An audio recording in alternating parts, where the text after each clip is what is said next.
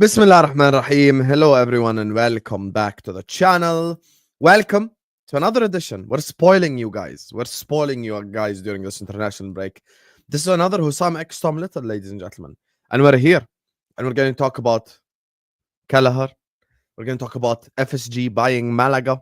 We're going to talk about the possibility of Trent staying. And we're going to do a cheeky little preview for the Merseyside derby. Now, before we get started and before we, get to everyone in the comment section and stuff like that, listen. من لا يشكر الناس لا يشكر الله. Thank you all. 49,000 subscribers, ladies and gentlemen. We are officially 1,000 subs away from the big 50K, ladies and gentlemen. We are this close to 50,000 subscribers. 1K away. Love you all, man. What a community. What a bunch of people. You guys are absolutely incredible. Joining me, of course, is the biggest criminal in the northwest of England.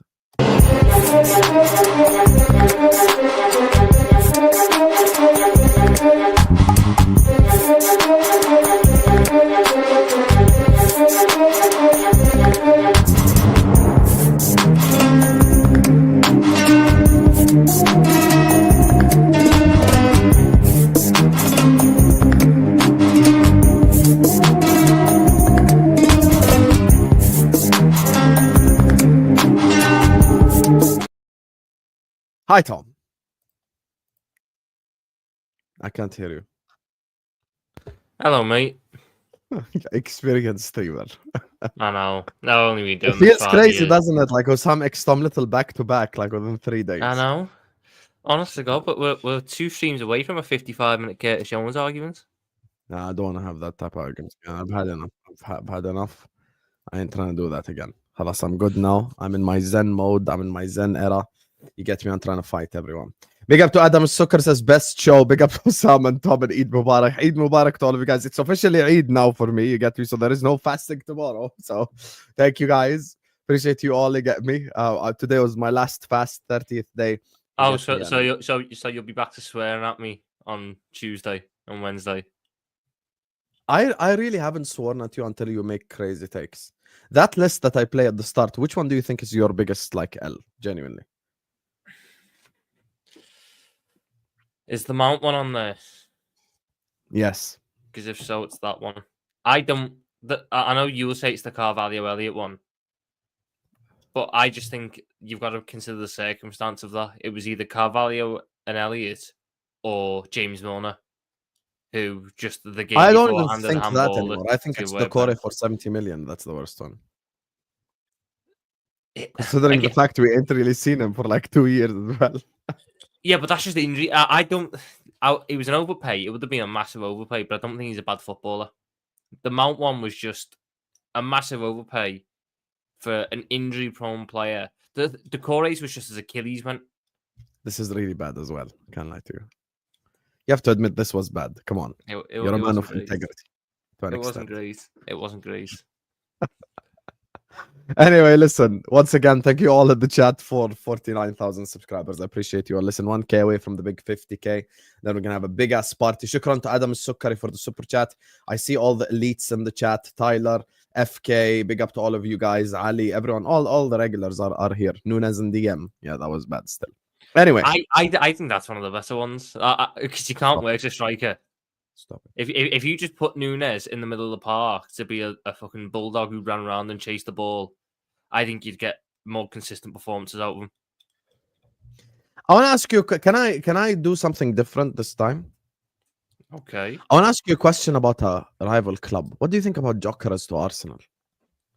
That's been recently what's like Ornstein spoken about. Mm-hmm. If they do, and it's just me and you talking, there is no Igal on the stream, so we don't have to overdo it. Yeah. Big up, Sam. I'll never forget you. OG. Listen, if they sign Gyokeres, aren't they a serious side to be considered next season? Potentially, yeah. I'd be very interested to see how he works in the Arsenal system, because I don't think Arsenal play to his strengths at the minute. But I think you can see that Arteta still has incredible amounts of PTSD from that 22-23 season, where his team got bullied in the last 10 games of the season because he is building a team of 6-foot monsters. He's sacrificing technical ability for just physical monsters. But say it quietly, he's potentially going too far the other way. I just think you're buying Gyokeres. If you're buying Gyokeres, you've got to be putting balls in behind. And that kind of goes against Arsenal's style of play. Now, maybe Gyokeres can adapt this game and be this hold-up striker who can link up. And, then it's a really good deal. But I haven't seen that at Sporting when I've watched him. He's been a guy who's thrived when he's been better off the shoulder of the last man, running into space, stuff that Arsenal can't necessarily provide them. So, look, I'm. By the way, if anyone on Arsenal's watching this, go for him, because it means you're not going to get Isak. So, it's one less club that I have to worry about in that little lottery. But I don't think. Can I present you with a small conspiracy? I think there's a possibility that Berta thinks Newcastle are going to make top 4, which is why they're making strides towards Gyokeres early. Mm-hmm. Is that a crazy thing to say? I think that's probably the more logical thing to say. And if that's the case and clubs are preparing their backup plans, I have a horrible feeling I know who our backup plan is. Who? Sescom. Tom, I cannot do this with you. I think we both know it, Husam. We know that the club like to buy from the Leipzig model because the players are already adapted to the system and to the intensity of the way that we play. I remember a couple of years ago, he had a good pre-season game against us, so we ticked the box of performed in a game against us. And there's a release clause in there of how much, 58 million. I think Would you rather sign Gyokeres or Sesko at Liverpool? Gyokeres. I don't want. Would you rather sign Ekitike or Sesko? They've both got problems. Ekitike's probably just got slightly more upside, but they've both got major problems. Would you sign Mbeumo or Sesko? Mbeumo. Cunha or Sesko? Cunha. Semenyo. I'd sign most Premier League forwards over him. I don't see it with Sesko, but for some reason I have a horrible feeling that the football club does. And I think the football club have been onto him for a little bit. And then when you get these guys popping up, he's got a release clause, he's got this, he's got that. I think that if they can't get Isak, they'll go for Sesko. And the only way Sesko could possibly work at the football club is if you've got a Cunha alongside him. Because you cannot go into next season with Sesko as the only recognised 9. You can't. I've got a real horrible feeling that it'll be Sesko. And if it is, you need to get someone with Premier League experience to play that position with him.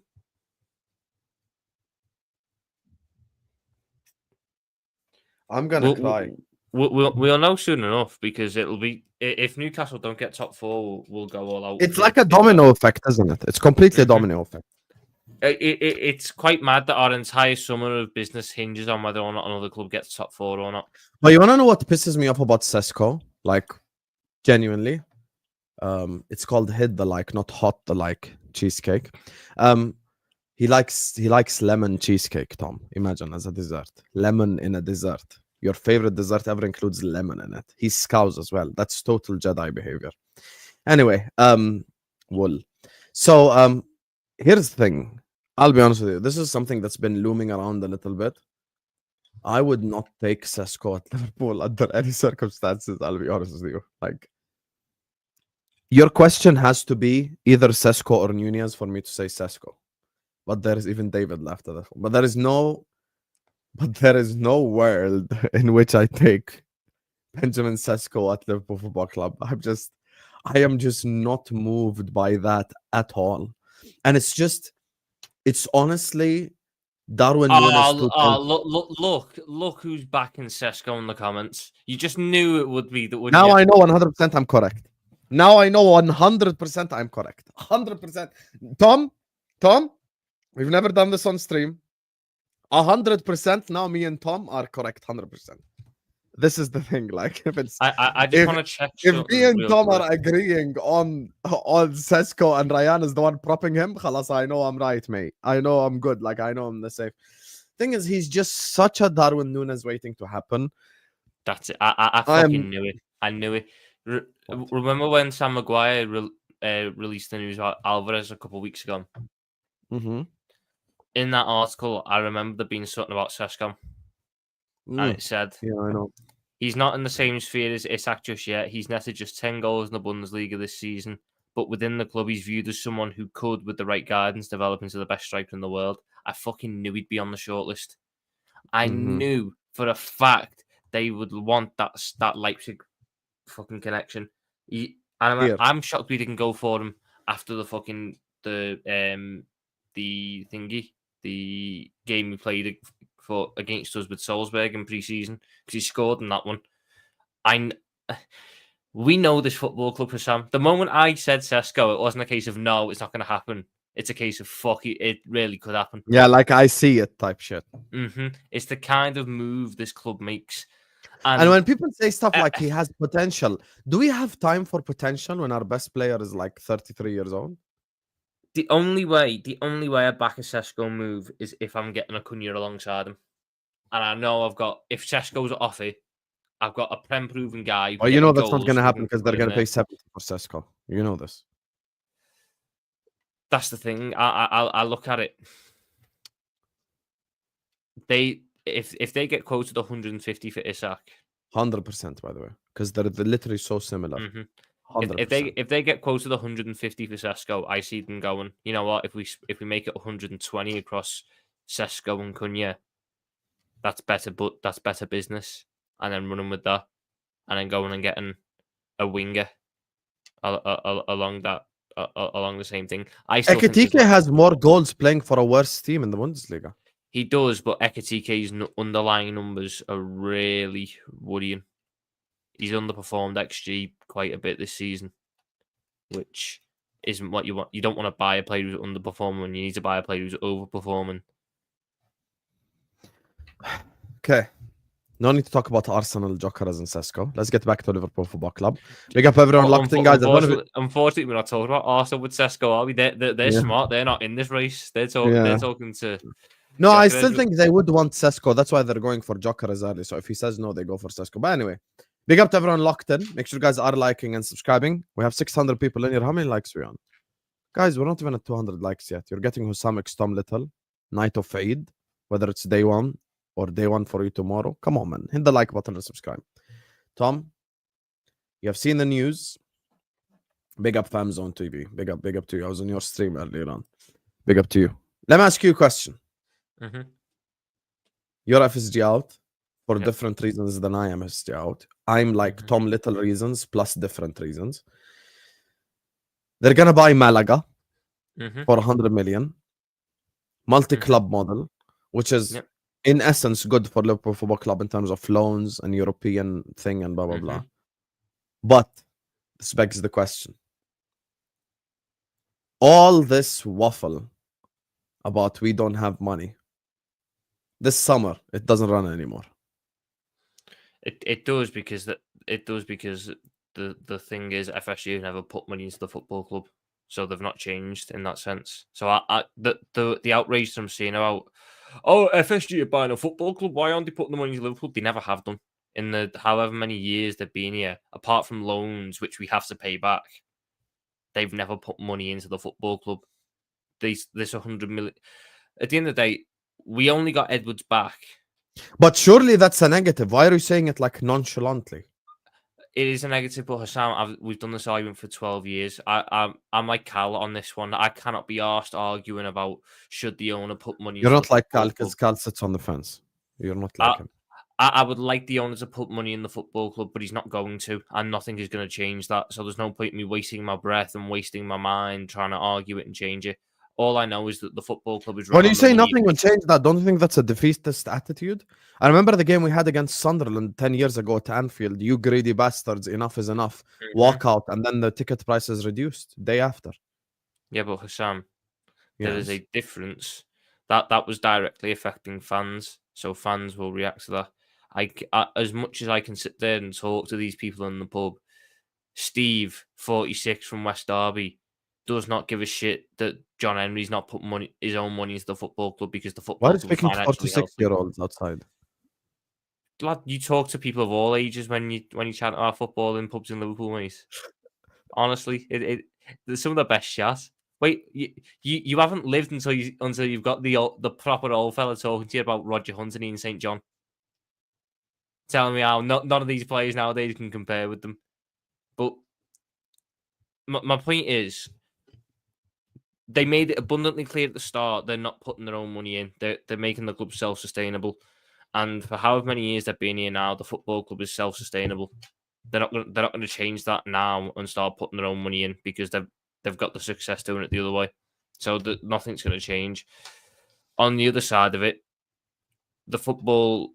The only reason we got Michael Edwards back to the football club is he was given the promise of setting up a multi-club thing. So this was always in the works, the multi-club thing, and I understand the benefits it has for Liverpool. And I think that especially if you get a club like a Malaga, it's a really good one.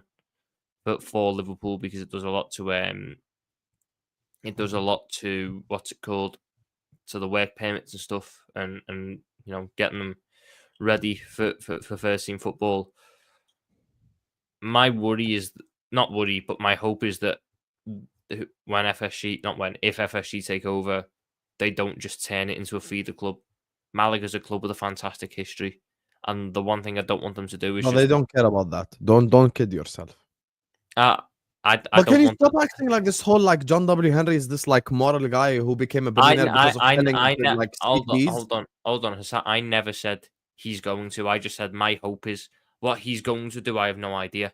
He could well. Yeah, but we know what they're gonna do. There's a reason. There's a reason why are they buying Malaga? Me and you know this already. So they can become Liverpool's feeder club. So when we buy a young kid who's 17 from Brazil, we send him to Malaga. Why are we acting like we don't know? I don't think it is. Yes, it is because of the whole European visa thing. Remember the problem that we had with Tayo 1 year before. That's literally what they're doing. If they Chelsea wanted with that, Strasbourg, prime example. Sam, if they wanted that, they would have bought a different club, and they would have bought one sooner. The fact is, I can't remember where I read it, but I read it recently. Malaga's getting all this work done to the infrastructure of the club because they're hosting something in 2030 in, I think it's like the Olympics or something in Spain, and Malaga is one of the places that's hosting it. So all the training ground, the stadium, all that is getting done up through government money. So it's all getting done. So FSG are basically buying into a club which has modern stadium, modern training facilities, etc., without having to go into their own pockets to fund it. That's why they're doing it. I don't think they're then just going to turn that into Liverpool feeder club. I think there'll be elements of Liverpool feeder club. If we bring in a young player, they'll go to Malaga. But I do also think there'll be an element of FSG want to turn Malaga into a money-making club themselves. They want that if they can get Malaga back into La Liga and get them finishing mid-table, maybe an occasional Europa League finish, then all of a sudden they're making the money there because La Liga, when you get the higher up you finish in La Liga, the money split in La Liga is so much weirder than the Premier League. It's not equal, so you need to finish higher up to get the money. So I do think there'll be an element of FSG applying the early phase Liverpool model to Malaga in order to get them to a point where they can be profitable for them. And I think that's what they're trying to do with the multi-club model. And a byproduct of that will be Liverpool sending youngsters to them and Liverpool getting better youngsters back from them, etc.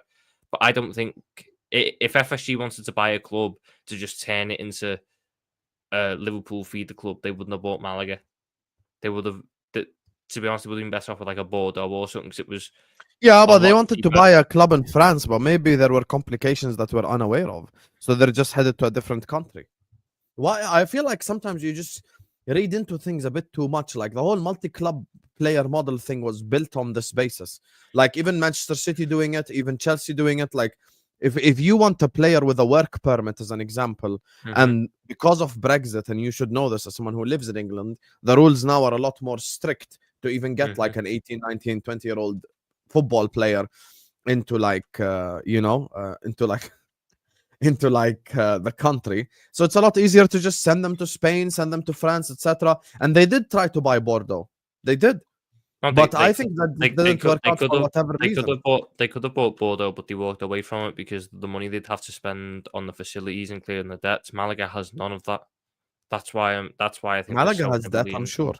No, but Malaga's, like I said, they're getting the stadium redone and the training facilities redone off of the other way, so they don't have as much debt being brought onto them in terms of all that.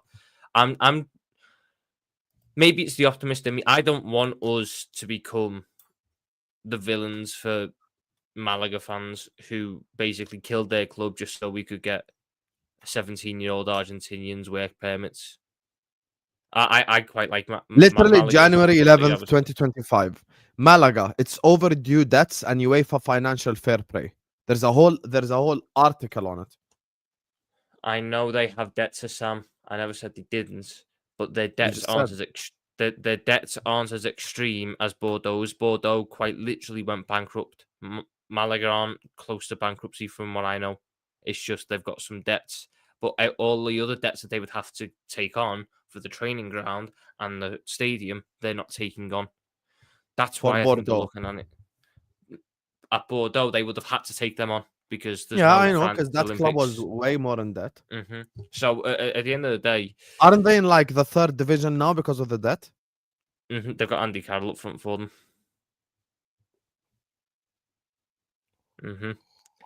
So I look. I don't know, It, Marius. I don't know what happened today. Like he's just so not excited. The derby's this week. You should be hyped. I hate the Merseyside derby, Husam. You know that. Yeah, I know, and we'll get to it later. But here's my problem with you. You are like so weird when it comes to this FSG thing.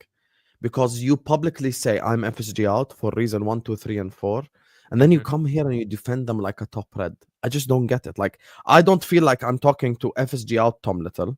I feel like I'm talking to like whoever, the people who mock me on Twitter. Are you just Because trying to like please both sides or something? No, I'm just saying. I don't disagree with the way they're doing certain things. I think if you're wanting to do multi-club ownership, you get a club like Malaga where you don't have to take on all the debt to building a new stadium and that. It's a fucking Yeah, brilliant piece of business. That yeah. that's a smart move. But my point, But just the the episode we point did 4 where days ago, you agreed with me that we can't have bullshit this summer. I agree, but I don't think FSG are running. We need to discern who FSG is in your mind and who FSG is in my mind. FSG, in my mind, are the worst owners in the league. No, I'm not saying that. I'm saying who do you class as FSG, and who do you class as Liverpool? So, Michael Edwards FSG or Liverpool? No, Michael Edwards is Liverpool. That's where I disagree. FSG is John W. Henry and Tom Werner. That's where I disagree because I now think that Michael Edwards falls into FSG. Because he's the CEO, you mean? And I think a couple of other. I understand your logic, but at the end of the day, if I made you sporting director of Liverpool tomorrow, right? So Tom Little now is in charge. You're gonna sit there with Slot and you're gonna decide transfers. I hope that never happens because you would absolutely destroy this club. But let's say you're the sporting director. But Husam, you say that, but that rebuild that I put up a month ago, and everyone clowned me for it. I know how this club works. That's not the point because we would have had Mason Mount and I know how this club works. Yes. So now I have to ask you the question. You're the sporting director. The reason why I create that separation is FSG can still sack Michael Edwards. Michael Edwards can't sack John W. Henry. Michael Edwards can't sack technically, what's his name? Is it? They can change the CEO, no? It was Billy Hogan before. There's 3 of them. Billy Hogan still is, but there's 3 of them. But no, he's not. He took a different role now. Did he? Bro, isn't Michael Edwards the whole Michael Edwards is like the whole CEO now. No, I'm pretty sure Billy Hogan. Here you Still go. the Michael CEO. Edwards is an English football director who is the chief executive of football at Liverpool FC. Yeah, And but now I check Billy Hogan, Billy Hogan. CEO of FSG International. Right, so that must have changed in the summer. But so Yeah. yes, but if you go look at Michael Edwards' job title when he was appointed, because he didn't get appointed to Liverpool. That's why there wasn't a Liverpool press release. He got appointed by FSG. He was appointed by FSG to be the CEO of football operations for Fenway Sports Group. That for me is that he is FSG, and there's other people that he's brought So now in the with him question becomes, who who hired are Richard FSG. Hughes then? Michael Edwards hired Richard Hughes. Okay, so so essentially the food chain is John and Tom. Below them is Michael Edwards. Below them is Richard Hughes. In theory, yes, but I think John and Tom are no longer associating themselves with the football side of it. At least in that sense, I think that they're leaving that to Billy Hogan and Michael Edwards, and they're going to turn their attentions, because they're American, to what they're going to do with the basketball when they get that Las Vegas team, or what they're going to do with the fucking other sports that they've got. I think John and Tom have pulled away from the football side of it and given those responsibilities to Billy Hogan and to Michael Edwards. And they've basically split FSG into two parts now, because I don't think they realised how big football was. Now that they do, they're taking their attention away from it, and they've left the one thing that I will give them So credit who? for. So now the question becomes, in Tom's mind, who decides the budget? Who It can't decides be the Michael budget? who decides the budget. Michael will decide the budget. So you think Michael Edwards could wake up tomorrow and go like, we're gonna spend 300 million? He could, in theory, do that, yes, but he's not going to, because he wants to run a self-sustainable model, the same way as the same principles that have been the club has been ran by for the last however many years. John, right, I'll put it this way. Your logic, I just don't agree with it. Like, I understand it, but I just don't agree. I still think that John W. Henry and Tom Werner will give. I don't think so. So this is where me and you differ. Certain transfer budget. This is where me and you differ. I don't think John Henry's ever said to Liverpool, "You have X amount of money to spend." I don't think John Henry's ever been that involved in it. I think John Henry's left that to the likes of Mike Gordon. That's the other fella's name that I couldn't remember. Mike Gordon. So we'd have left that to Mike Gordon and Billy Hogan to do, and he'll have said that they're not stupid. They know how the football club wants to run, and they know that the FSG are not going to be putting money into the club anytime soon. So if they want to spend money, well, Gordon ain't there anymore. Yes, I know, but I'm just saying, back when you were saying that John Henry was saying how much the budget was, I don't think he ever was. I just think that people know that John's not going to put money in, so we know what our limitations are. Okay, so let me ask you then, what do you think the budget was last summer? I think the budget was however much it needed to be. But I just don't think. I think the different. No, Husam. So there is two key differences. And the Schmatka thing. The Schmatka thing, that was a shit show. The Schmatka thing was an entire. No, but we still spent show. money even when it was a shit show. I mean, we spent, and we did something that we don't usually do, which is the release clause. Because I don't think I don't think this football club runs like it's FIFA career mode. And at the start of every summer, there's an email that goes through, and you go, "You've got 60 million quid transfer budget." I don't think football clubs are run like that. I think it's a case of you can bring deals to us. We'll run it through all the financials. If we think it passes, then we do it. Because Liverpool don't split it up at the end of the season, dally up the money and go, "Fucking hell, we got X amount of money left unattended. Let's just chuck that as a transfer budget." No, the money's got to come from somewhere. I just think the club has a general budget all year round, and the club will delve into that for a transfer. So in theory, if Liverpool could make the 300 million quid, they would spend the 300 million quid. If they only made 150 million quid, they could in theory spend 150 million quid. At the end of the day, if we go back to that window that you mentioned, the Szoboszlai, McAllister, Endo, Gravenberch, if we'd sign Caicedo, that takes that window up to 300. I don't think that was PR, by the way. So I have never ever made that claim. A PR bid is fucking stupid. So who did we sign before Caicedo? Who? Szoboszlai and McAllister. So those two were at the club already. Mm-hmm. So you're saying, let's say the Caicedo thing went through. Yep. And we had to pay 110 million over a 5-year period, or whatever it is. And you might disagree with me on this. I think the Gravenberch deal still happens if Caicedo comes in. No, I don't think any move happens after that. Come on, let's be objective here. I think the Gravenberch deal happens. I think Pep Linders. I think would it's have way just more kept likely the pushing and Endo pushing. deal happens than Gravenberch. Endo was signed as the backup option to Caicedo and Lavia. Gravenberch was signed as his own separate thing. That's why I'm saying that I think Gravenberch still happens. Gravenberch wasn't brought in to be the Caicedo replacement because he never fucking played Caicedo's position. Yeah, It's I only know this that. year where it happened. So I still think that the Gravenberch deal would have happened had Caicedo came in. But I do think it would have taken a lot longer to get done, and you probably would have seen one or two more sales to fund it. But my point is, I don't think the football club has a set budget at the start of every window.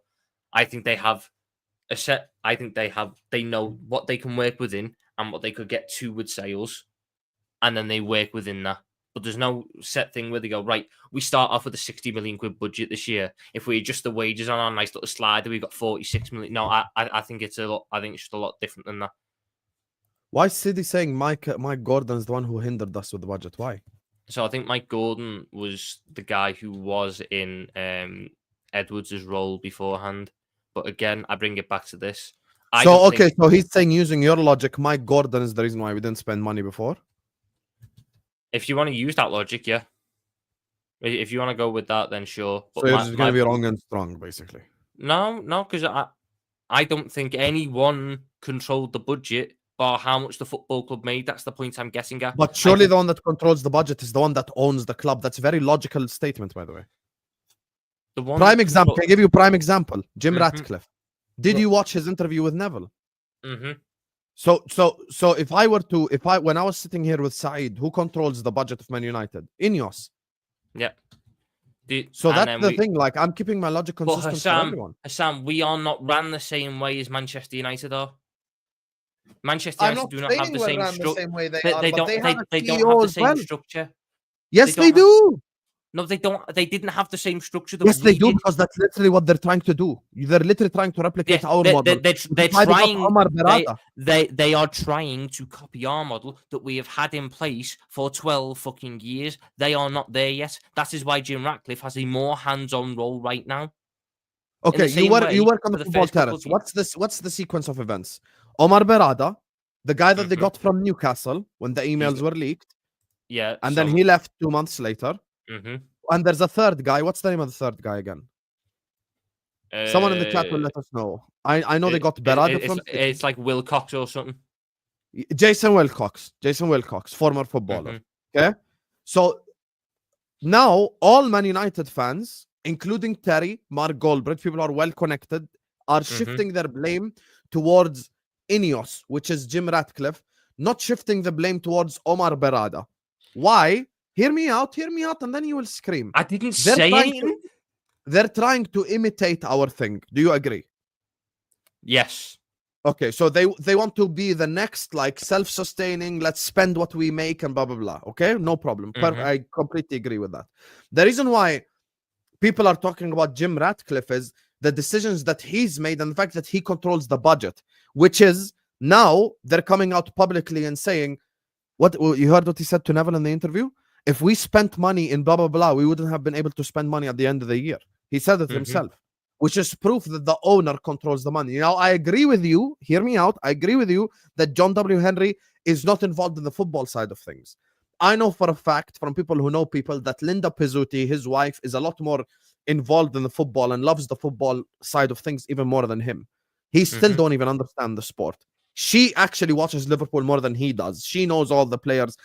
That's his wife. But to say that the owner of he's a baseball guy. Yeah. But to say that the owner of Liverpool Football Club does not dictate the budget of Liverpool Football Club is crazy.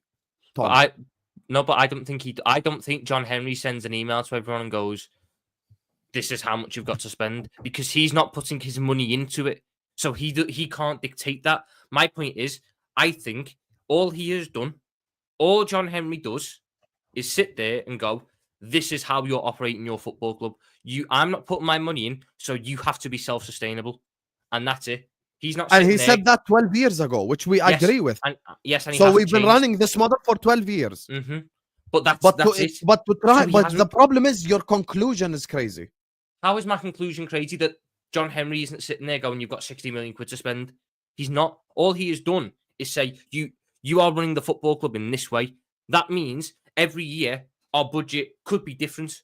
Our budget could be wildly different. Our budget could be from anywhere from 10 to 200 million quid. It's based on how much money the football club makes, and that is not down to John Henry because we both agree he's not involved with the football side of it. Yeah, I don't think he's involved in the football decisions. All he done was say, "You are running this football club self-sustainably," and that's it. And then left. And then it was on. And then Mike Gordon was president of FSG at the time, I think. So John W. Henry owns it, but he appointed Mike Gordon as the president of FSG, and he was the one running. He was the one in the Michael Edwards role beforehand. Now, my point is, I don't think Mike Gordon was then sending emails out to everyone going, "You've got X amount of budget to But you work keep with this talking summer." about sending emails. I don't think it's sending emails, Tom. You're so disingenuous. I've never ever spoken to you in FIFA career mode version, and you know this. You know that me and you have sat there, done our research, and spoken about 30 million pounds signing to make our club better. You know this, Tom. As a matter of fact, me and you both want a 10 million pound signing from Stuttgart to stay at this football club because he's proven this season that he at least should play a role at Liverpool. That's what our window. So to act like there is no player in the world that makes us better is total horseshit. Me and you know that.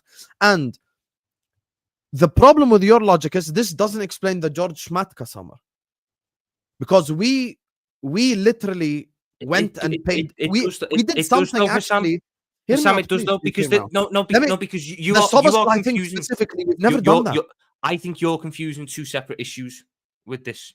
Okay, can I prove it? Can I just say one sentence? I'm gonna mute. I promise you. Can I just listen to my logic? Come. 2 summers in a row. Look at the logic to explain to you what I'm saying. So first, I have George Schmatka, 60 million pound release clause. Dominic Szoboszlai, correct? Summer after, Zubimendi release clause. We say no. We don't want to do the release clause. We want to pay 5 years. We're willing to pay even more money as long as it's across 5 years. So in the second season, we don't do the release clause. In the first season, we do the release clause. Okay. So I'm going to clear that up, and then I'm going to go on to my point. Liverpool didn't want to pay Dominic Szoboszlai's release clause. Yeah. We wanted to do the exact same deal that we were doing with Zubimendi, where we try and negotiate to get it paid over a structure. Correct. But Leipzig said no, and the difference was Dominic Szoboszlai's release clause had a deadline, so we were working against the clock. And Leipzig have made it clear, if his release clause isn't activated, his price goes up to 90 million. And you can pay your 90 million over the 5 years. We'll do that, but we're not doing the release clause over 5 years. So the football club were then sat in a situation going, do we go and pay 90 million over 5 years, or just do the 60 million in one go? And he done the 60 million in one go. Whereas explain with Zubimendi was it wasn't a club thing. He turned us down for one. But B, there was no deadline on his release clause. So we were just going to negotiate that up until a point where we were told release clause or fuck off, or they accepted. That was how we were going to do that one. The difference was there was a deadline in place with the Szoboszlai one. Liverpool, in fact, I'm not just going to say Liverpool here. The football club, every football club tries to negotiate deals across installments. We know that. Yeah. We know that. But my point is, I think you are confusing the budget and Liverpool's spending power with whether Liverpool decided they should make the signings or not. Because I think they are vastly different. I think that there was money there every year. But I think that Liverpool and the way they want to run set a very high bar for the level of player that can join us at a certain time. Probably too high a bar at points. And we turned down too many players thinking that they weren't hitting the level. And what that done was end up shoehorning us into a place. How about this then, when Rodgers said that FSG did set the budget? And when Klopp said that FSG set the budget as well. They can't be lying. Right. Again, they set the budget in the terms of, they say the football club has to be self-sustainable. The football club sets its own budget with how much money it brings in. If we're sitting there saying FSG... Actually, you're doing the FIFA thing, not even... No, I'm not. Yes, you are. If FSG was setting the budget, FSG be putting their money into it because then you'd No, have that's exact. not true at all. Oh You my can still God. be self-sustaining while you set a certain budget, because the certain budget will be set within FFP limits that the ownership will be aware of. Obviously, the owner of Liverpool knows at least financially what's Your happening. Sam, your Do budget you is agree that John is volatile. involved financially and not football-wise? I don't think John's involved with anything Liverpool related. Tom, I agree. I agreed with you 20 minutes ago that they're not involved with the football side of things. I agree completely. But So, to make the no, to don't. make I don't. like I don't statement that they're think. not involved with the money Oh my side of God. things is mad. I don't think John does anything Liverpool related. I think he But look left at you that being to fraudulent. others. I'm not I saying think he that. left I'm that not saying John to calls others. Dunkin' Donuts and goes like, "Yo, you want to sponsor us this year?" I know he doesn't do that, so don't exaggerate to make a point. I'm saying he's not involved in the football side of things. I agree, but one of the things that we credit FSG with is the globalization and the marketing. So you can't have your cake and eat it. You can't But I do don't. both. No, but I don't think John W. Henry was sitting there negotiating Adidas deals or negotiating Nike deals. I I just don't said think he that did. was him. So then he can't be doing the financial side. I think John W. Henry does nothing with Liverpool. I think it was Mike Gordon doing all of it and Tom Werner doing all of it. I don't think John Henry was the one doing any of them. I think that Mike Gordon and John Henry were I don't even know the word now, but the caretakers of the football club. When it's owned by FSG, it was Mike Gordon and it was Tom Werner. Yeah. And then FSG restructured, and it's now Michael Edwards, Billy Hogan, Pedro Marquez, and Julian Ward, who now run Okay. Liverpool. That's the restructure that's taking But don't place. you think you're just giving too much power to Edwards in your scenario? In terms of what? Letting him run the football I think club. he's the most powerful person at Liverpool Football Club, Yeah, but he is. just below John and Tom. I think he's He's not with them because he doesn't own Liverpool Football Club. I think he's on level 3. So I think it's Tom and John. Yes, owner. Then it's Billy Hogan. But we just told you Edwards is now the executive officer. He's CEO of Liverpool, Edwards. Yes. Just literally just open new tab. I swear, just yes. I know he's CEO of Liverpool. here, look. Husam, I don't need you to tell me what I know. I know Michael Edwards is the CEO of football at Liverpool. Yeah, CEO. Hold on, that's CEO of football, not CEO of. Who is the CEO of Liverpool? Let me check. The current chief executive officer of Liverpool Football Club is Billy Hogan, who took on the role in September 2020. So I think Michael Edwards is in control of the footballing aspects of the football club.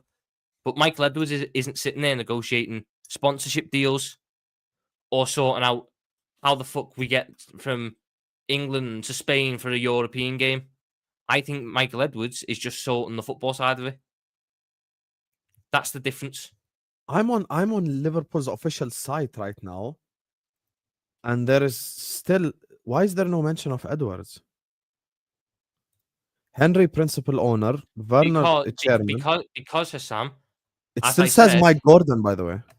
yes, because as I said, Michael Edwards isn't employed by Liverpool. What's Michael Edwards' second name? Edwards. No. It's Because Edwards. it says here, Mr. A. Hughes, managing director. Who the hell is that? Is that Aaron Hughes? Aaron Hughes. No, it's just an FSG guy. So where the hell is Michael Edwards in all this then? Michael Edwards is employed by FSG, as I said 20 minutes ago. To be the CEO of football? To be the CEO of football operations for FSG. Mm-hmm. But I don't think that means that he controls the money side of the football club.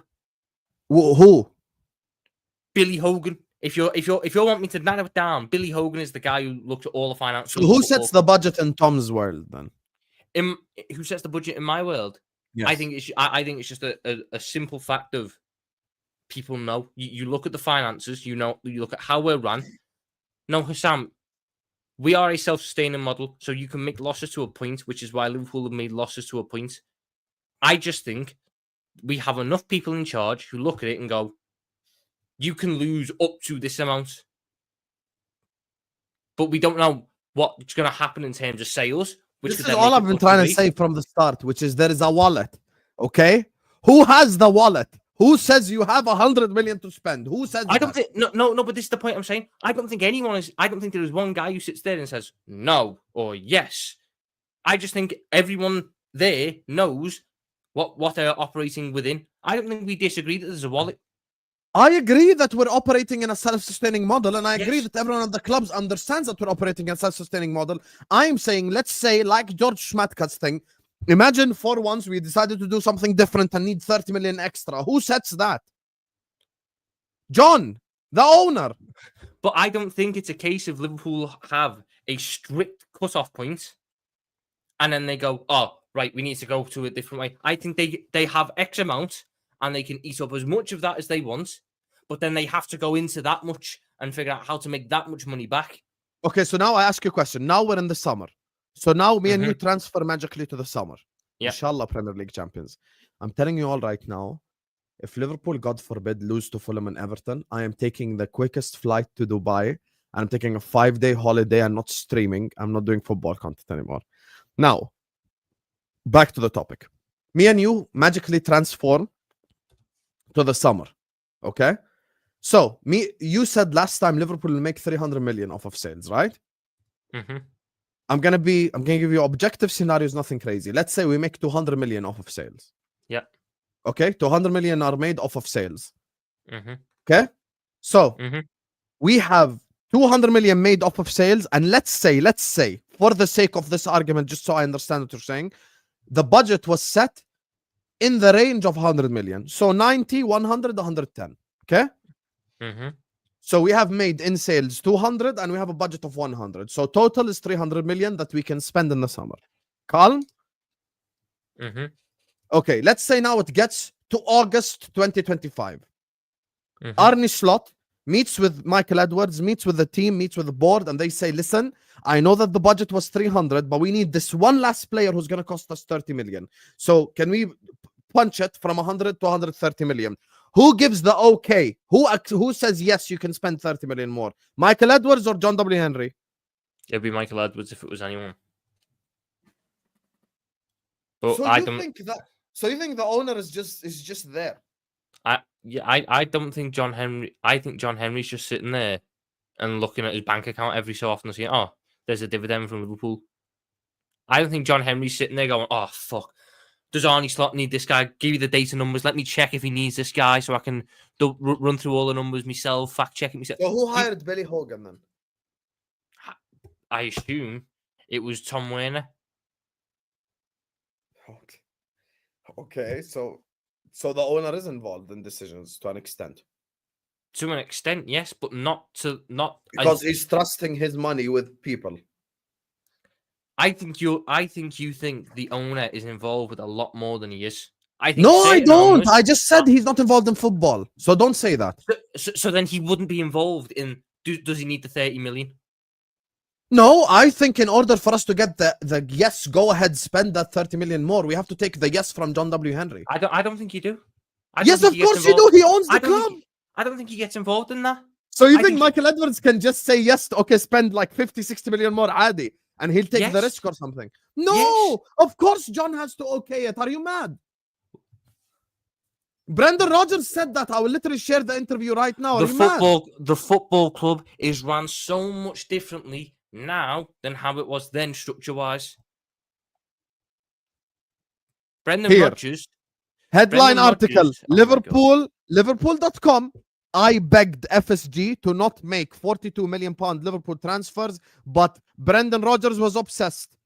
Who said this? Ian Graham, that you have quoted multiple times. I'm gonna share article here. Watch. Share article. Gonna zoom in. We don't even need to read anything, right? No thanks. Don't even need to. No.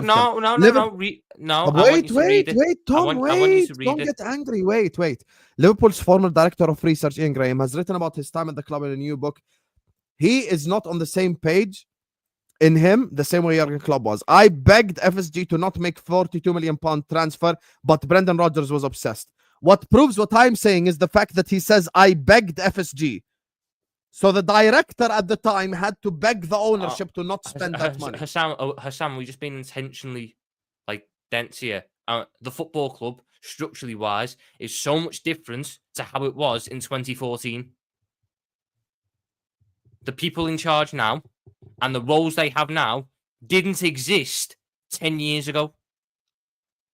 They didn't exist 10 years ago. Liverpool did not have a CEO of football, or FSG did not have a CEO of football 10 years ago. I agree with you, but I'm not So that's why I'm saying that. I'm just saying the fact that he said he had to beg the ownership means that just financially, not football related, they're the one that decides the budget. And Klopp said the same thing in an interview. Do you not? Right. So Husam, if you're going about budget, if you're going on about the budget side of it, that article is not what you want to use, because that was Ian Graham begging them not to spend money, but they spent not it, to spend. But that was because it wasn't. But that's not the money. point. Why did he beg them? But it is the point. No, but it is the point, because the point is that was Ian Graham, because that was when we had the transfer committee. So yes, correct. Tom Werner, I think it was Tom Werner. It was either Tom Werner or Mike Gordon was on the transfer committee as a representative of FSG. It was not John W. Henry. It was one of those two. Tom, but why do you argue something I'm not arguing? Because can we not argue stuff we agree on? You're saying John Henry decides. I'm saying it's not John Henry that decides. No, but that's not the point. I'm saying, why did Ian Graham beg FSG to not go ahead with Brendan Rodgers' idea if FSG are not the one that set the budget? Because it wasn't to do with the budget, Husam. That Ian Graham, because I know exactly what you're on about because I read the book. Ian Graham was asking the board member who was on the transfer committee not to sign Christian Benteke. Correct. That not due to money, not due to anything else. He just didn't want us to sign Christian Benteke because he didn't. That's not the question, Tom. What's the question? Why did he beg FSG? Okay, my problem with what have we been talking about all this time? My problem is the title. The title is I had to beg FSG. Using your logic, he would have had to go to the guy that ride the motorbike at the time, Ian Air, I think his name was, and tell him, Ian Air wasn't. Who the fuck was the CEO at the time? Whoever. The guy at FSG on the transfer committee was either Tom Werner or Mike Gordon. I can't remember who. Which is what I've whoever. Tom Little. Why didn't using Tom Little's prism? Why didn't he ask the guy just below FSG in tier 3 instead of begging FSG themselves? If FSG are not in charge of the budget, that's the question. Here, because at that point in time, FSG were there, or a representative of FSG was there. Now that representative of FSG is not there because we don't run a transfer committee anymore, Husam. For fuck's sake.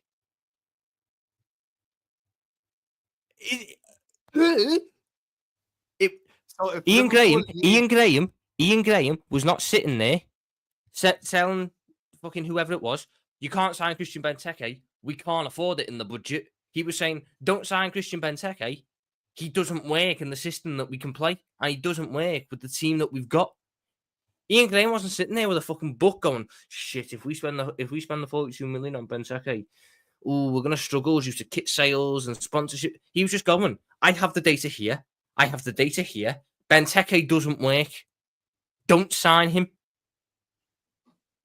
That is where it was. So now we come back to the summer. This time I'm leaning back because I'm so frustrated because you have moved goalpost by goalpost for the last 40 minutes. I haven't moved any goalposts. You literally have moved goalposts. Arne Slot this summer spends 200 million.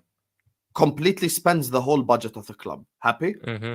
Then he comes in August. He's like, you see this 50 million pound player? I need him. This 40 million pound player? I need him. Mm-hmm. So you think Edwards can just say yes without asking John for the 40 million? Without taking the go-ahead from the owner? Yes, because we're not taking 40 million off John. What part of that do you not get? We're not taking the 40 million off John. We are taking the 40 million out of the football club's budget. That's gone already. No, because Arnie Slot spent the budget. That's the question. No. Now I need Arnie 30 million more. Arnie Who Slot, gives me the 30? Arnie Slot, Liverpool makes 700 million quid in revenue a year. Arnie Slot did not spend 700 million quid. There is a budget for everything. Liverpool has a general baseline budget that they work off. If we went in there and said we're going to spend the 200 million, and then we spent 200 million, oh my. I'm gonna take this lamp. I'm gonna take this lamp and just smash it into my head, but I don't want to turn into like Stone Cold from 20 years ago with blood running down my face because of a football argument. You have not answered the question once. Yeah, Habibi. I beg you, for the love of God, answer the question. I am answering the question. Arnie Slot spent 200 million. He needs 50 million more. Who okays that 50 million? Who says, okay, here you go? Michael Edwards and Billy Hogan. Okay, fine. The two of them do. So we shouldn't all be FSG out. We should be Michael Edwards out, guys. And we should have been Mike Gordon out. And we should have been Ian Ayre out. We should have been Ian Graham out. We should be all these guys out. You get me? Halas, guys. I'm bad enough with this debate. I think this guy, Tom, you are so like, it is what it is. You get me? It's just halas. There is nothing I can say to you. You're just gonna be wrong and strong, and there's nothing I can say. Big up to all of you guys. We're gonna do the super chats, and then we're gonna talk about Trent, and then we're gonna talk about Everton. Make sure you guys are liking the video. Make sure you guys are subscribing to the channel if you're ready to do so. We're about to start talking about the football side of things. Husam, may I know why the Cronkies are still better? Before I answer, Tims, are you in the chat? I'm going to give you a genuine answer right now. If you're in the chat, let me know and I'll completely answer this question. But if you ignored my answer and if you don't like the way I answer because your logic is FSG won this many trophies and Cronkies won this many trophies like a fucking idiot, then I'm not going to answer it. Okay? If you're willing to understand my logic, put a dot in the chat. Put any comment in the chat and I will respond to you. No problem. I'll tell you the actual reason. Sam, schoolboy is saying if Liverpool earn 300 million then the budget's 300 million. If Liverpool earn 100 million, the budget's 100 million. Henry won't tell Edwards each season that the budget's 150 million, 300. That's not what I'm saying. Once again, I'm saying if Michael Edwards, if Arne Slot needs 30 more million, who he has to take permission from? And why did Ian Graham had to beg FSG? Even using Tom's logic, there are people below FSG who are just below the owners that he should have went to and begged, but he begged FSG, yo, don't spend the money. Why did he speak to the owner who wasn't involved at football even at the time he wasn't involved in the football? Because Sam, you're sitting there thinking that Ian Graham has left the meeting and went, fuck it, let me get on the phone to thingy. That's not what happened.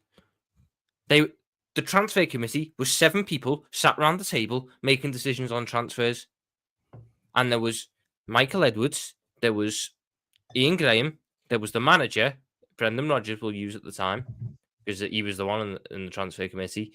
There was the head of scouting, who I can't remember his name now, Will Spearman, who was another data guy, FSG representative, and CEO, who was Ian Ayre, I think. It might be Ian Ayre, it might be Damien Kamoli. The guy in the documentary with the motorbike. Yes, in the 2013 one, I assume it's him. 7 people were on it, and that is where I'm saying. Said to Brendan Rodgers again when he got triggered. Was it steady on?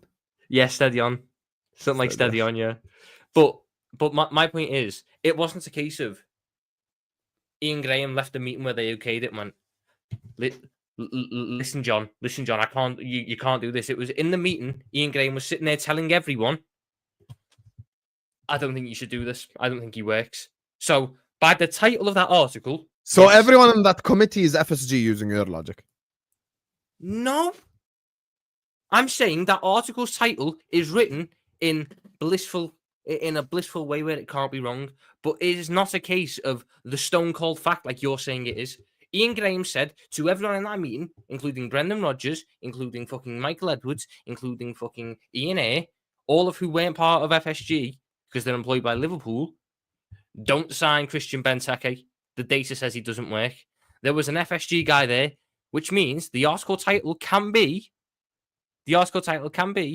Ian Graham says, don't beg FSG to not sign player. But it wasn't a case of Ian Graham went on his hands and knees in front of Tom Werner, John Henry, and Mike Gordon went, please, FSG, please don't buy this player. So you're He just said it in a exaggerating meeting. to make a point. Khalas, you're exaggerating to make a point. I think you're reading this that Drunk Arsenal Vigo, I found him Arsenal's out too in much. the sewages of the football terrace. You get me? He was on the back stairs. He was in the back doors, and we promoted him to the big time. You know, I have my Roman Reigns. Lil Tim's an answer a question. I know you might be watching this on the replay, just out of respect to the money you spent. Kroenke's problem is not spending the money. The problem is who they're giving the money to spend to. It was the same problem that the Glazers had. The Glazers and the Kroenkes both spend their own money into the football club. You get me? The problem is who you give the money to. We don't have that problem. We have a spending money problem, which can't be fixed. You can change your sporting director. I can't make John spend more money. Can we just get back? Can we just get past these semantics and get to the nitty gritty of this convo already? We will talk about the football side of things now. Don't worry. Appreciate you, Ed. Thank you for the super chat. John Henry, 75 billionaire. I don't think he's involved at all. Just tell them he wants what he wants back. Come on, he has multiple businesses. He's just chilling. It's obvious. But I never said that the guy is sat there controlling football decisions at Liverpool Football Club. I just told you his wife watches the football more than him. I'm not saying he goes like, yo, you see this Carlos Baleba? We gotta sign him. I know that's not what he's saying, you guys. You get me? Do you think John Henry knows the You guys offside just rule? keep responding to shit I never said. I'm saying if we need 30 million more, John W. Henry needs to okay it. AKA he controls the budget, which is why Ian Graham begged FSG to not spend the money because they control the money. They own the fucking club. I don't think he did. But genuine question, Husam. Do you think John Henry knows the offside rule yet? And all the intricacies of it? I don't think John W. Henry knows any Liverpool player bar like 5, bro. No, I think he knows the names. No, I don't. So I dare you right now, look into the camera here. I dare you right now, tell me that John W. Henry knows Federico Chiesa right now. Yes, I think John W. Henry knows Federico Chiesa's name. You are so full of shit. You need to go wipe your mouth right now. Please send me the link so I can cook this front. You cannot cook Tom because Tom is uncookable because he would rather go down fighting, which is why Husam X Tom Little makes sense because he'd rather be wrong and strong. That's just who Tom Little is. So you can't cook someone who's just like uncookable, basically. So, yeah. Anyway, big up to all of you guys. Let's get to the football side of things now. You get me? I want to talk Trent. I want to talk Everton. This was a different type of debate. You get me? By the way, for everyone in the chat, Tom is actually FSG out. Like in case you're wondering, but for different reasons, you know. So it is what it is, guys. Me and Tom, our like saliva is dry in our mouth from shouting at each other, and you can't even get the likes up. Can we get 400 likes? Come on, 400 likes is the next target. Just get 50%. Hit the like button, subscribe, and you get me. Make sure you guys subscribe to Tom Little's channel. I'm not rude, Matthew. This is just the way me and Tom talk to each other. Have you seen with Tom whenever I say something he disagrees with? Oh my god. Oh, so let me Husam, that's not the point. That's how we argue on YouTube. What do you want me to go like? Sir Tom Little, would you like to go ahead and explain your point? Bro, we're talking like we're talking outside. We're talking like you'd speak with your friend. Like, you guys are so fucking sensitive. Unbelievable. Anyway, time to talk about the football side of things. Trent, Everton. So, what on the Trent front? Salah is a bit of a troublemaker. He posted that Instagram story. He knows. It doesn't mean that he's going to stay, but doesn't mean that we must think about it. I don't think he's staying. I think that decision's made already. I think he made that decision a while ago, and I'm not going to retread old ground that we've spent the past week talking on. I just think Mohamed Salah knows what he's doing. It's like when he posted the photo of all three of them after the draw with Man United. Mohamed Salah is very good at controlling the media when he wants to.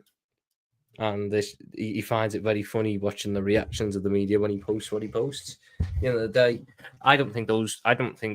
Remember when you told Carragher you're obsessed with me? Mm-hmm. That's the biggest own of this season, I swear. I know, but that's what he does. At the end of the day, I don't think Salah sits there and, hates Trent because he's going Madrid. I don't think Soboslai sits there and hates Trent because he's going Madrid. Can't hates Trent because he's going Madrid. I just think it's almost like people want it to mean something. It doesn't mean something, but Salah knows it'll get reactions and it'll just keep it in the mind. I'm not reading into it. And if Trent was to stay, I'd be back to backing him. You are the biggest fucking fraud I have seen in my life. If So Trent everything that you if said Trent about Alexander-Arnold Trent, you're a stays, rat and blah blah blah. if You Trent think we're just gonna if skip Trent past it? Alexander-Arnold stays, I never doubted him for a second. You are so full of shit, honestly. So you're just gonna sit up here and act like you didn't say anything.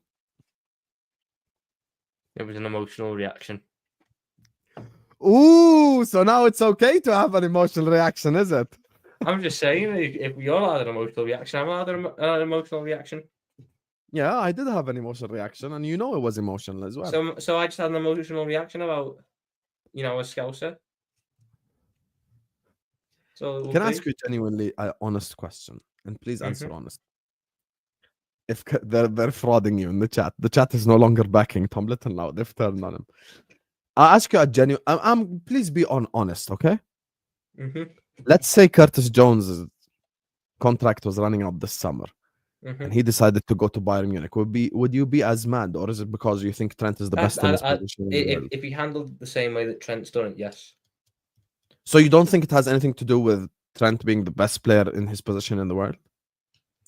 Not for me. It might be for other people, but it's not for me. So why weren't people angry when Jay Spearing and shit left? Like, I mean, Jay Spearing was sold. Yeah, but people are making it about the money. For me, I think Coutinho is a snake, and we got 140 million. I think he's a big snake. Yeah, because it's down to how you handle the departure. Jay Spearing wasn't sitting there. In the Wait, I have to ask you: do you think Torres was a snake? Yes. Okay, good. We agree then. But Torres was sold for 50 million at the time, which is like record breaking. Yes, because you're a snake regardless of if you bring the club money or not. You're a snake because of your actions, not how much people pay for you. Yeah, but people keep saying this about like people keep bringing up the money. For some people, it might be. I'm saying nothing about Trent until it's a fact either way. As a scouser, I have thoughts, but it needs to be fact first. There is a word in which again. It's down. Every person has a different. You do realize he could just change his mind and stay at Liverpool, right, Tom? He could do. At which point, I've never doubted him for a second. As I said, you're a liar. You're a liar. We have video proof evidence. Never doubted him for a second, mate. But at the end of the day, it's a case of you're a snake, regardless of if you bring the club 200 million quid or nothing. Because so why bring up the whole on a free thing? Because it's his actions that have led to this point. The being on a free is the byproduct of it. I was very angry with Coutinho for the shit he pulled, faking injuries to get out the football club. Yeah. I was angry as well. 100%. It's the actions of what he's done. I would be angry if Trent acted like a prick, done what he's done, but we got offered 50 million quid for him and sold him. I'd still have the same level of anger.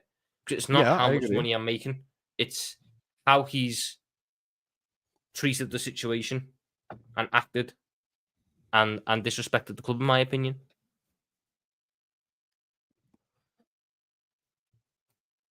I swear to God, Tom, if Trent like somehow stays, we're gonna have to make you like beg for an apology, bro. Like we're gonna have to make you like sit there and go like, please, Trent, I beg you for forgiveness. I'll just go into the Husam playbook and make an 8-minute pre-recorded video with points of time this season where I'm praising Trent and then go, see, I backed Trent this season, so I'm okay. But I didn't do that, Tom. In May 2024, I said I'm backing Slot. Come on now. Okay, you know what point are we on? We are on the 30th of March.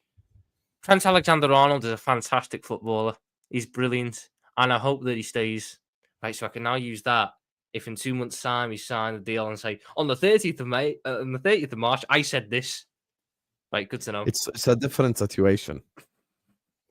It's a different situation. But honestly, do you think the fan base would accept him back if he? Yes. Yes. Some people are saying they won't. Some people are saying they are. Right, Husam. Luis Suarez racially abused someone, then bit someone, then spent the entire summer angling for a move to Arsenal and throwing his toys out the pram because we didn't let him go. And the moment he came back and started playing well, we loved him again.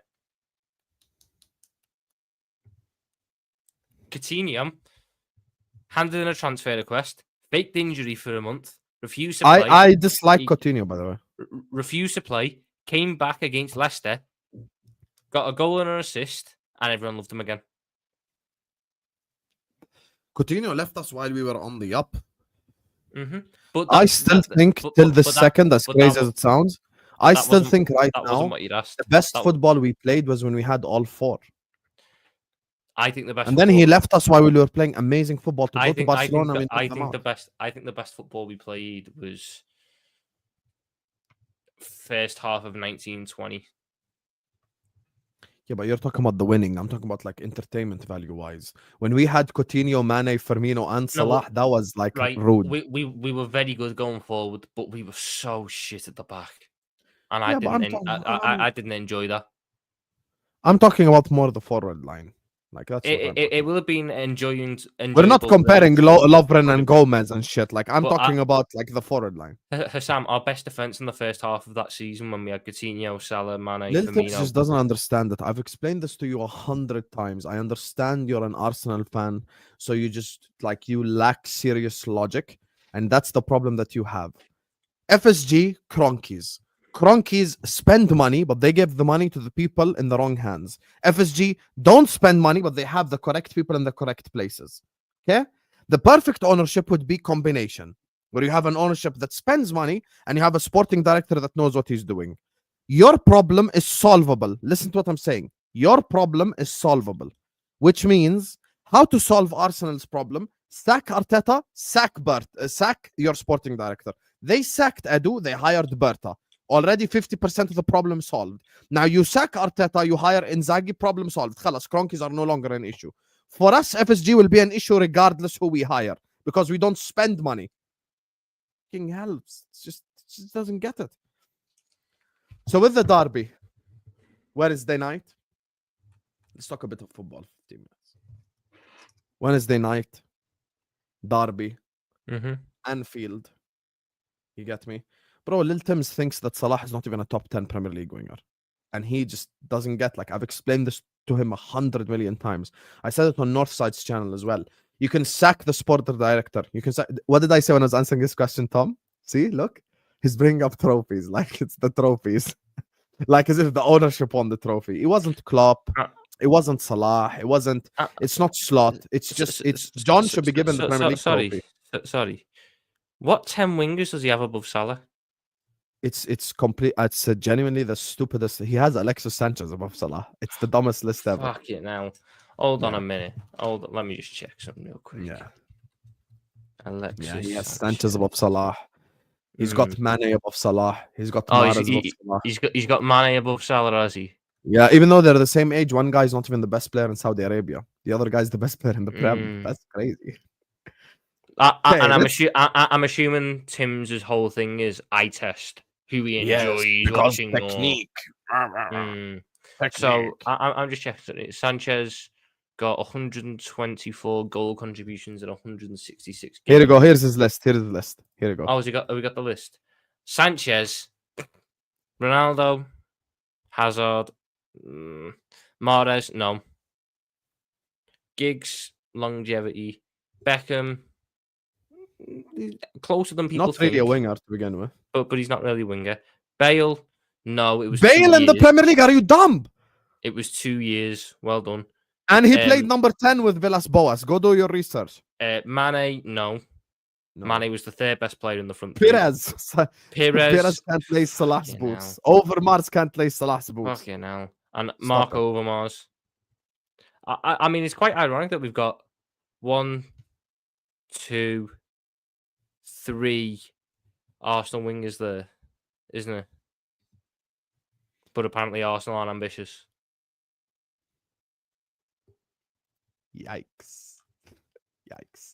So back to the derby. Are we at 400 likes, you guys? One thing me and Tom will always agree on is destroy these delusional Arsenal fans.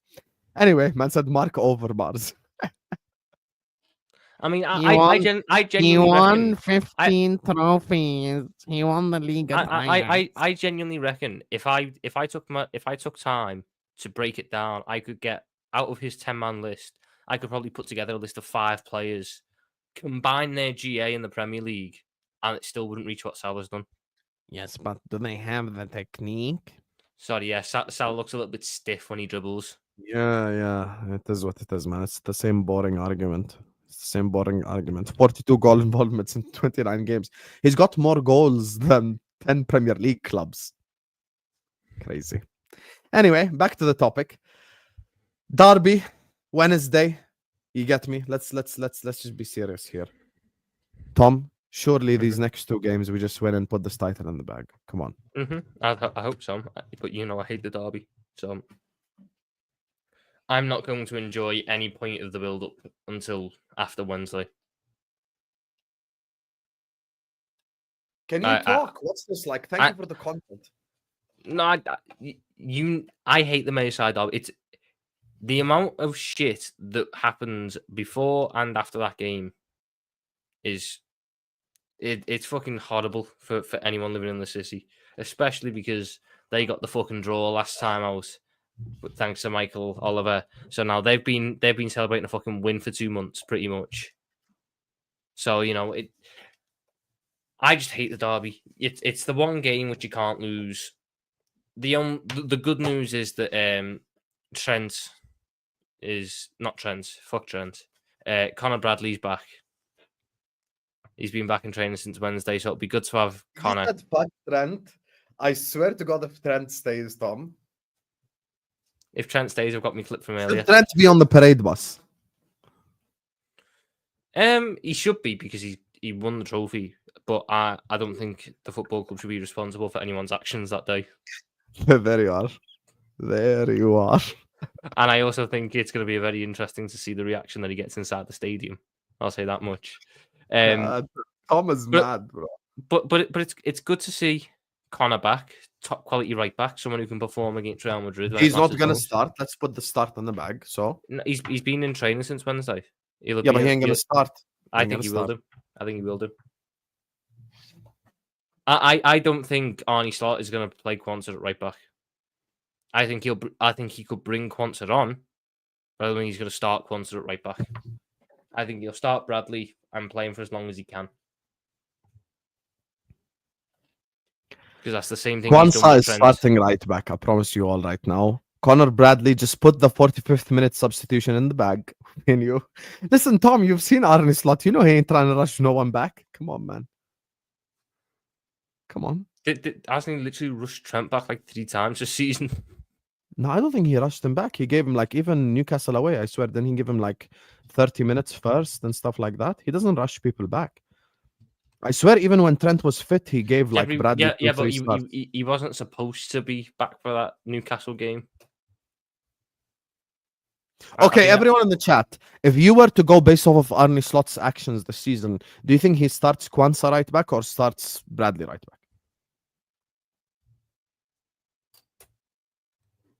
Just give me one word answer. Let's just get where everyone is at in the chat. Like, I'll be honest with you, I'd love for Bradley to start, but given the way that Slot operates, I'm completely gonna go Quansah starts right back.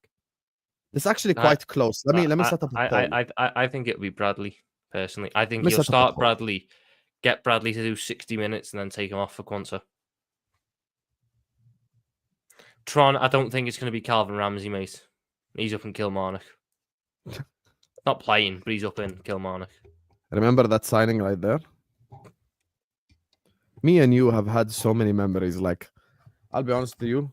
When I come to Liverpool, you better be the guy that like shows me around. I'm not taking it from anyone else. You have to be the guy. Like, but you want me to be your tour guide? Yes. But we have to get you researched on what's halal and what's haram because you ain't gonna get me to the pub. You get me? Let's establish that straight away.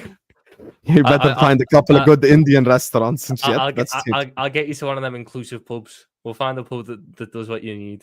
You need to experience pub culture at least once. So does not have alcohol. Mind you, I think me and you going into a pub on a match day, and me and you start arguing about something.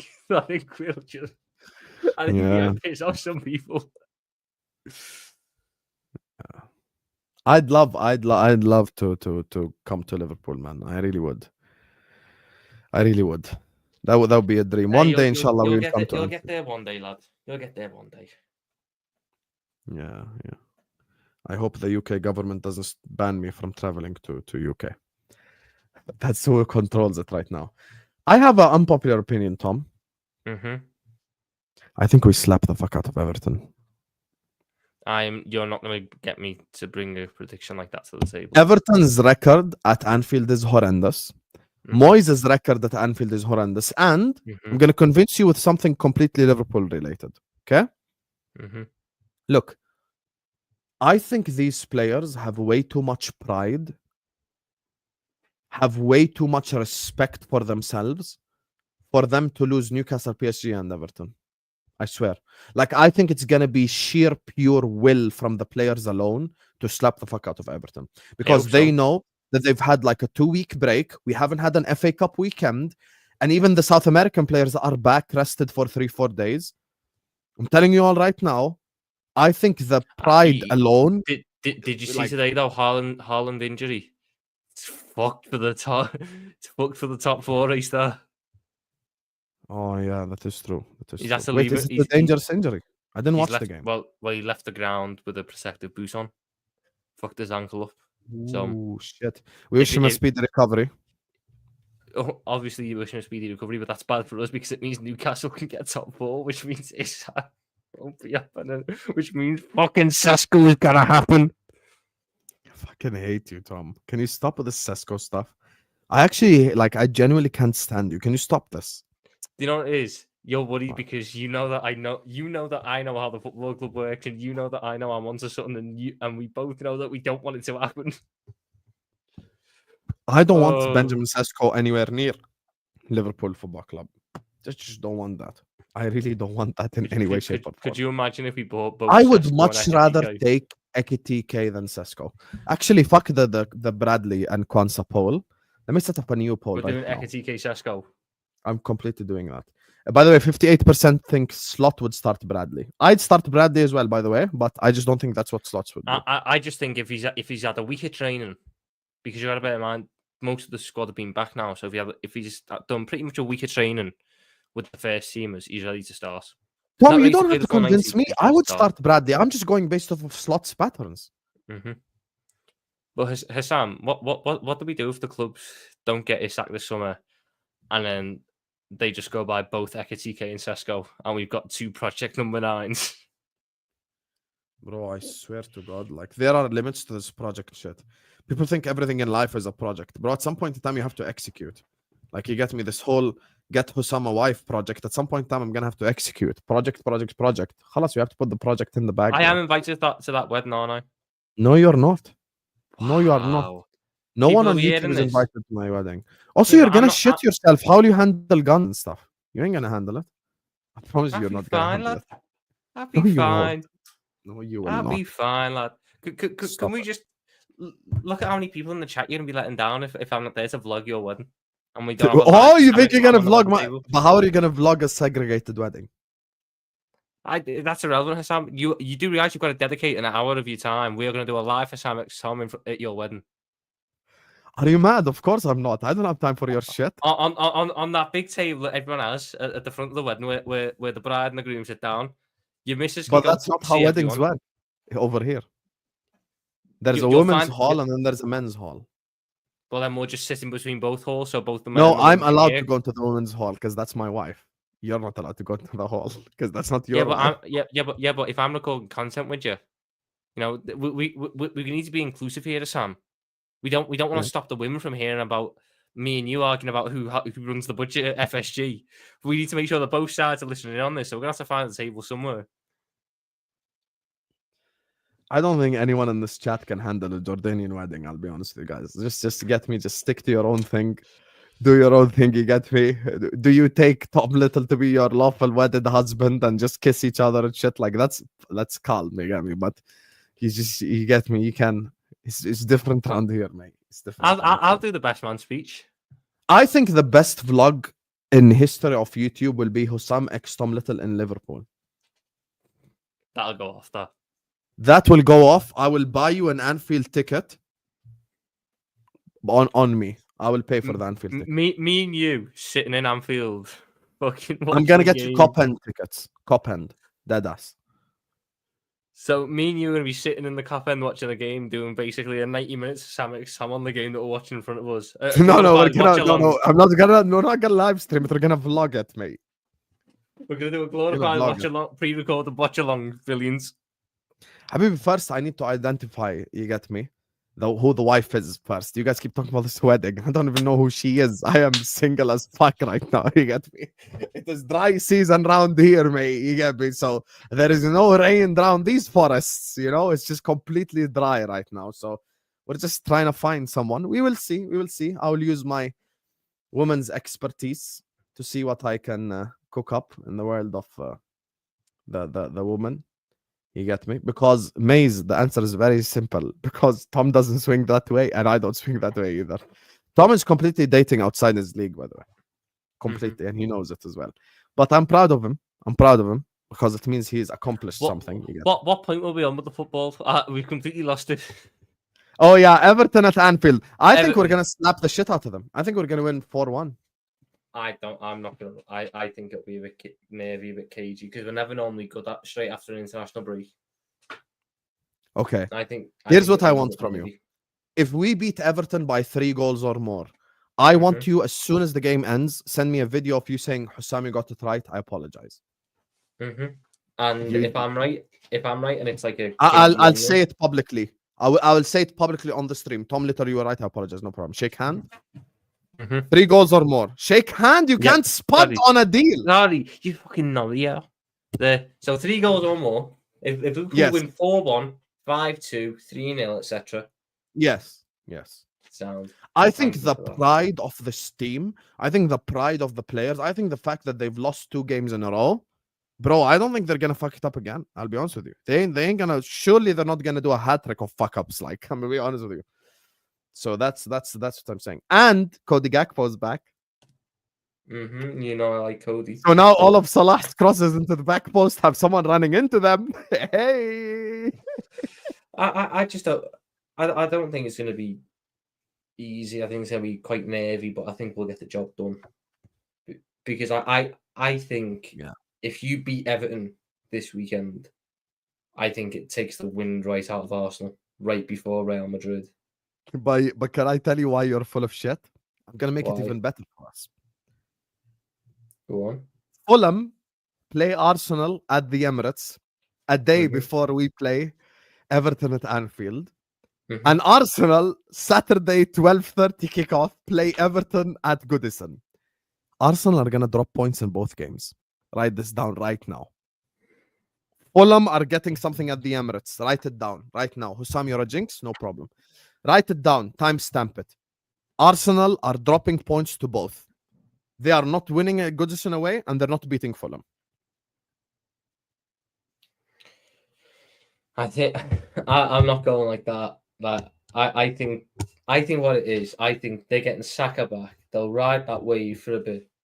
They'll get over the line in these 2 games, and then they'll face Madrid, and all of a sudden, Kylian and Vinny, they'll turn up together for once in the Champions League, and they'll put 2 or 3 past them. Now I know for a fact I'm cooking. If Ryan thinks that they're definitely going to beat Fulham, I promise you this means that they're going to drop points against Fulham. Hold on. Ryan, do you still believe Arteta's a better manager than Slot? Oh, it gets even worse.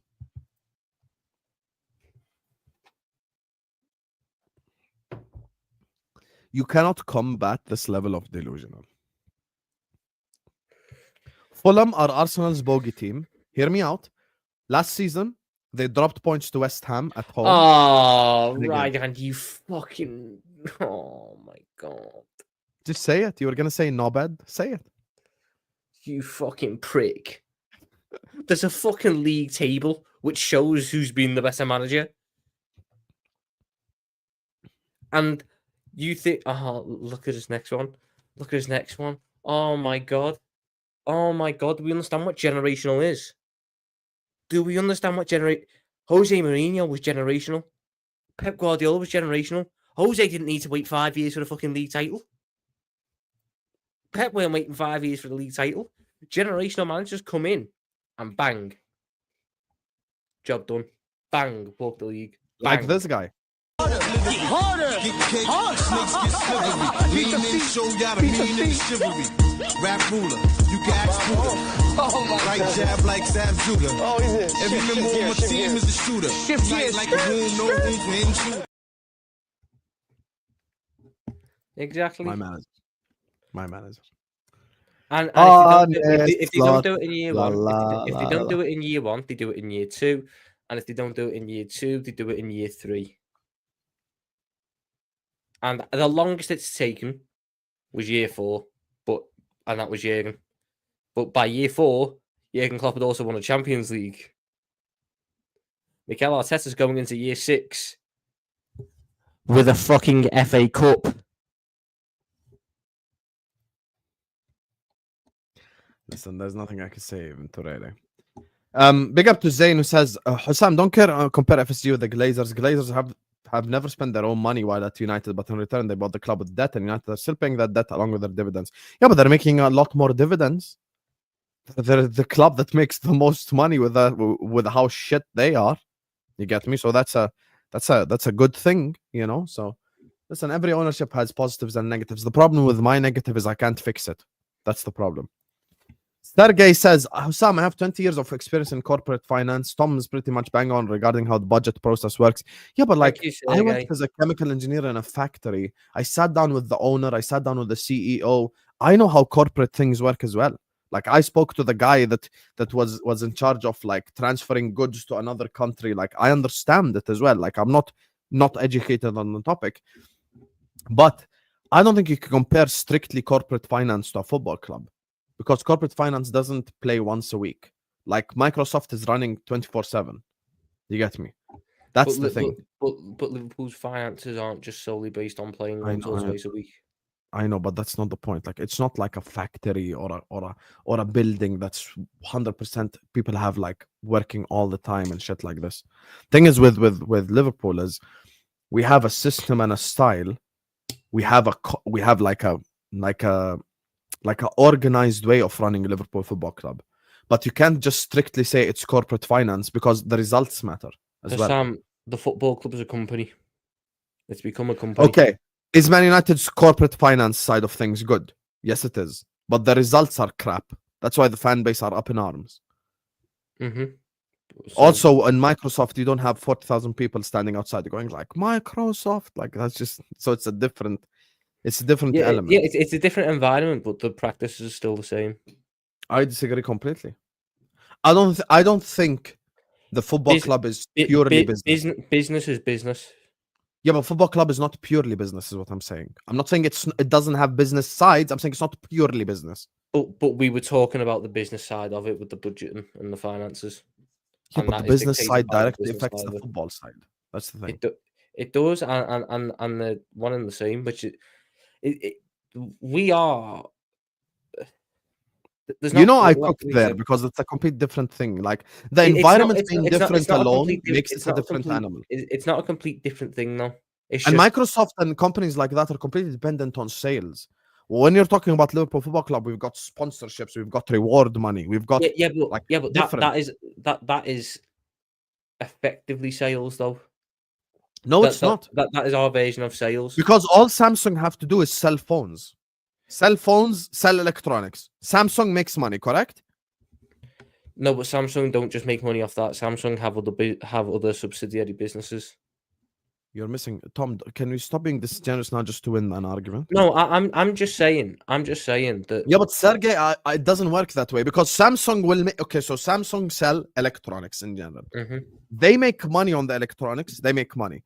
Liverpool could be successful in the money side of things, but if the success is not translated on the football pitch, it differs completely. That's why it's not strictly business. Because the business side of things, like your sponsorship deals, like your marketing, like your globalization, if you're fucking shit on the pitch, it doesn't work.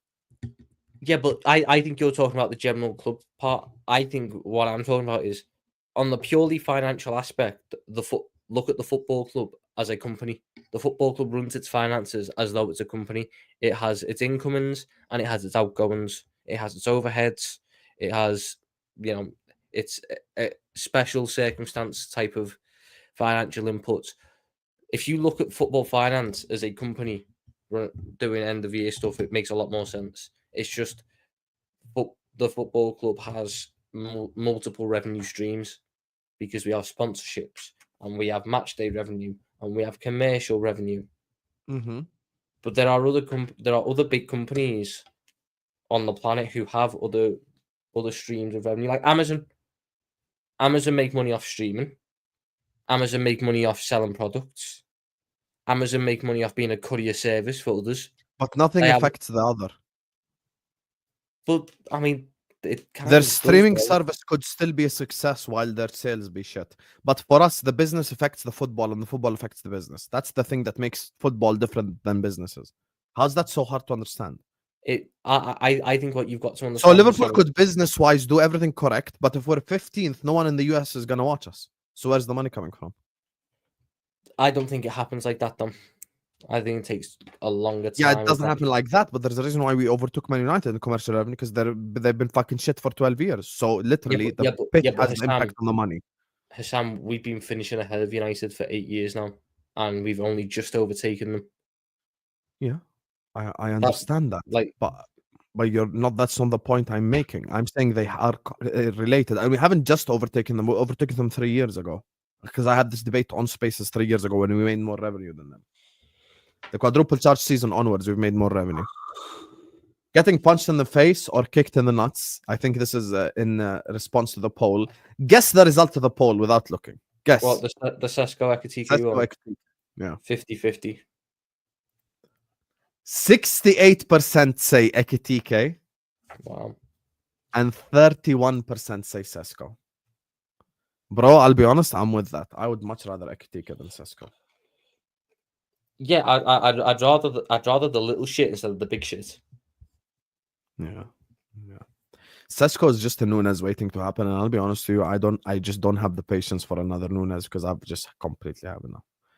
Sesko should have been the one that Klopp worked with because there's more to work with there than what there is with Nunes. But we can't afford that now. Yeah, but you know, Redline Taranga, your problem. If I say we're gonna win, you say I jinx. If I say we're gonna lose, you're so negative. So what am I gonna do? Should I predict draw in every game to the end of the season? Like I think we're gonna slap the shit out of like Everton because it's at Anfield. You get me? So you have to put your nuts on the line and say it as it is. You're so guys, you can't have a scenario where I just can't win. Like every time, like someone like you have to win in some fucking scenario. Like, come on, you guys, man. Come on, man. Anyway, guys, I don't have Twitter, Shams. Habib, I am only on Snapchat. I will write my Snapchat again for the people in the chat. I've added so many people over this like weekend and over these last 4 days. On Husam's Snapchat, you'll see him flexing in a mirror after his gym sessions to Shawn Michael music. That's what we figured out. Not Shawn Michael's music. Not Shawn Michael's music. But I will be flexing. This is correct. So this is the only place you can find me. Nowhere else. I am, because you want to know the problem, Tom. I realized after I left Twitter, there are a couple of people try to impersonate me. So they send me like, "Oh, I interacted with you on Twitter." I'm like, I'm not on fucking Twitter, mate. I'm like, this is the only app I'm in. So you get me? Anyone? This is the only app I'm in. I'm already getting a couple ads, so just add me over there. I'm literally nowhere else. Like I'm not on any other platform, you guys. So yeah, appreciate you all. This was a lot of fun. Classic Islamic Tom arguing for a fucking hour. Yeah, it was absolutely beautiful. Nothing wrong with a cheeky little argument. Anyway, guys, I appreciate and love every single one of you guys. Thank you guys so much for always showing us love. And we have hit 400 likes, so thank you guys so much. I'm gonna be back tomorrow, inshallah, for A-listers. Eid Mubarak. Thank you guys so much for 49k as well, because we hit the 49,000 subscribers mark, ladies and gentlemen. So thank you. I appreciate and love every single one of you guys, man. What an absolutely incredible time. Still ranting about Trent and Sesko. I've written a whole essay, David. You're such a fraud, David, man. Such a fraud. Anyway, big love to all of you Are guys. we back on a Tuesday? Yeah. But you know how Callum and Matt are like, oh, can I And confirm in the morning? then we'll get a message now before the show starts on Sorry, Thursday I saying can't make it. no. We'll get a message like 10 minutes before the show on Thursday going, here's the link, guys. Oh, No- yeah. no- Listen, no I'm gonna tell them pre-warning. from before. I can't do Thursday this week, mate. I can't. You have to do it Friday. Oh no! What are we gonna do about our loose women talk for an hour and a half where we just talk about everything but football? Apparently now on that one.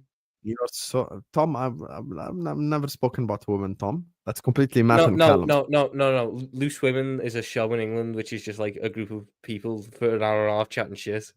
It happens around lunchtime. So it's just like this is just our version of Loose Women. I think the American version is called The View, no? It might be. But honestly, if people haven't seen last Thursday's show on Coppish, we started off talking about trends and we ended up talking about desserts, anime, wrestling. What else was there? Love Island.